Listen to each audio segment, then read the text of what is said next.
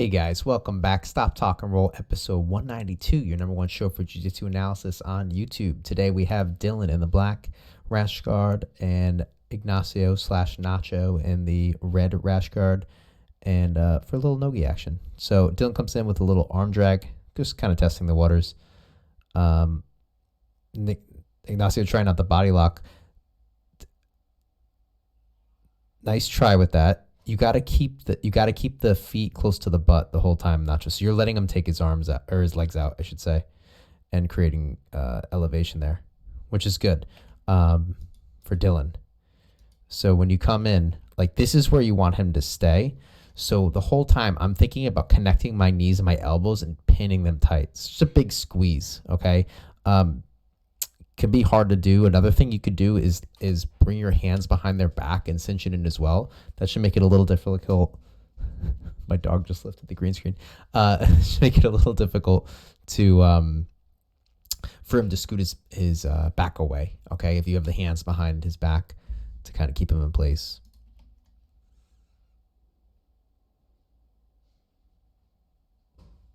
Dillon goes for a lift. Now his legs are extended, so this isn't a hard thing to do. And uses that to lift him up. I don't think we've had Dillon on the channel before. Dillon, welcome to the channel. Glad to have you on here.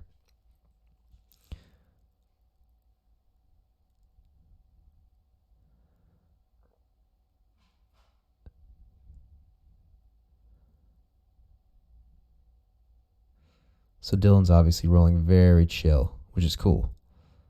The crunch sweep to an armbar. Very nice. Pretty.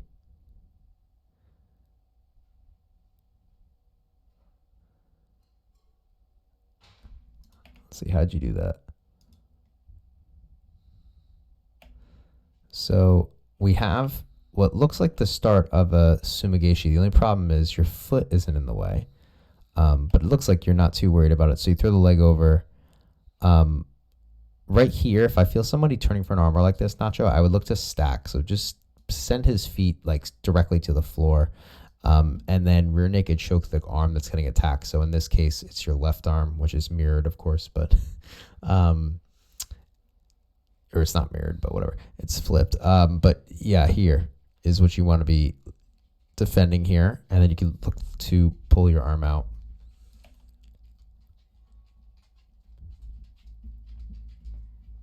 Yeah, stack them like that and get your arm out. I would immediately start exchanging into turtle attacks there. One thing to consider, there's a lot of space right there, so I would consider sticking your knee right in here, and you already have a seatbelt, so I would start looking to grab his hand. Not that it's wrong to switch all the way to the front, but like having this space exposed is a big deal, and I would capitalize on that if given the option. But you like to come onto the head, turn him over. It looks like you're going into a north-south choke. Dillon's doing a good job turning to his side. Dillon, one of the things you can do, you're doing the right thing, but a better thing is instead of having your hand here, let's see if I can get it. So instead of putting your hand here, actually dig it into the side of his face right here, because what that's going to do is as you get under, it's going to create lift from his head, and it's going to start negating the choke, and it's going to make it much easier for you to turn, which is essentially what you're trying to do here. Like you're trying to lift his head, but instead of trying to pull it back this way, which is hard, go underneath and up.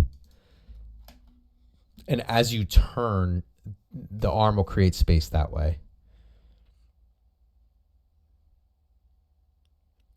Nacho, when somebody does go to defend this, though, keep in mind the arm is going to be exposed over there for a Kimura.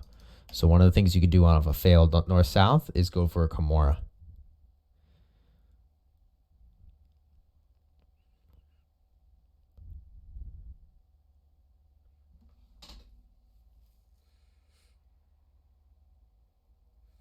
I know Dillon's just kind of having fun, but one thing I do want to mention, I'm wary about when people do this, because if you stick your knee in here, he can easily start pummeling you over into cross ashi. Let me flip myself. he can easily start pummeling yourself into cross ashi.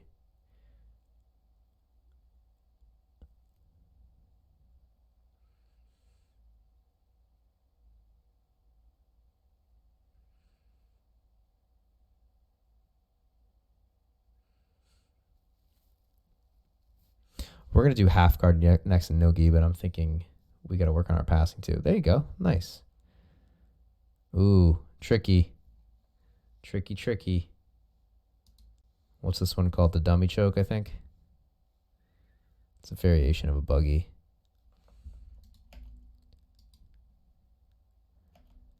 So you come through, yeah, and you latches up a choke right here. Yeah, this is a legit choke. It's kind of like a buggy choke, but a slight variation of it. When he posts up, Nacho, when he comes up like that, I would consider taking this arm and going around the head and getting a seatbelt and then start fighting for the back. Anytime you have an opportunity to take the back, I usually like to take it. I like how foggy the windows are getting, or mirrors are getting over here. Nice smooth pass. Oh, you're trying just for buggy chokes. Yeah, keep that. Don't let that arm get caught.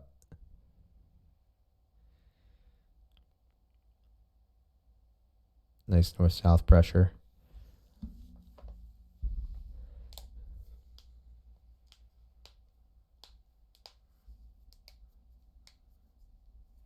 Ooh, submission. Wrist lock. Let's see.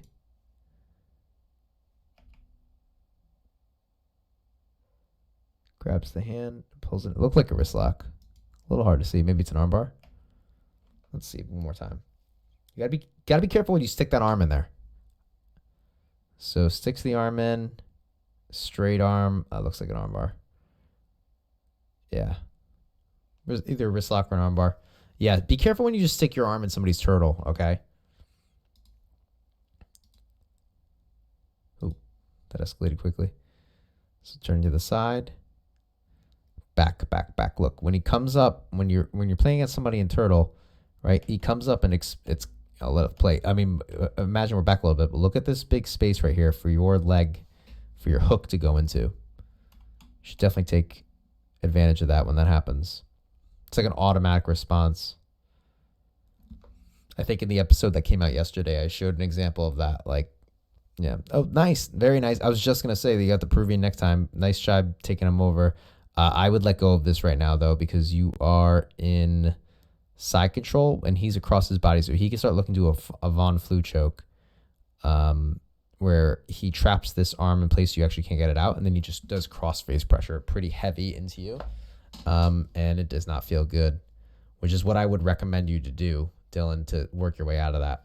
So just so you can kind of see, basically what I like to do is I'll take the arm that's close to his legs and I'll reach forward and then rotate it back in tight so it traps his hand here. So he can't get his hand out. It's stuck. And then you take the other arm, you go underneath the head, hug it, and just cross face them to oblivion. And it's a choke. It's a Von Flue choke. If you want to see it used in MMA, St. Preux, I forget his first name, OSP, St. Preux.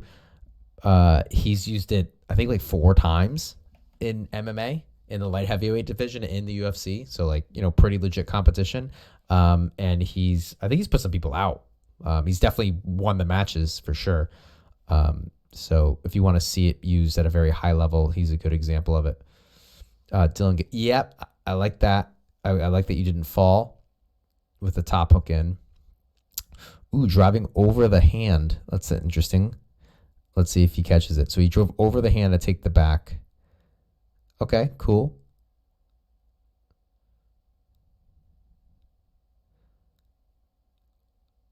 That would be pretty cool into an armbar. I would look to stay up on top a little bit more.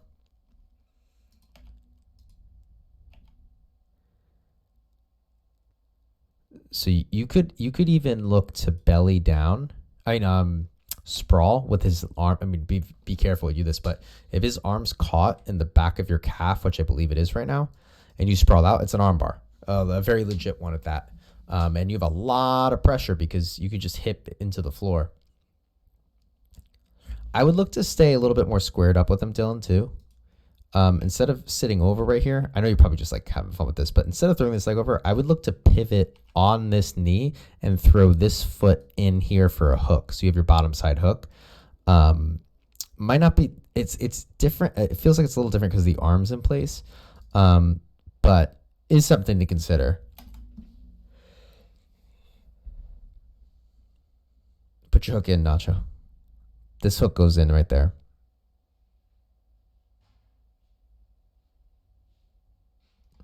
Let's see, same situation as before. Now you get the seatbelt. Okay, because last time you got caught. This time, double unders, good. Breaks the grip. Arm bar, again. Let's see if it's the same thing.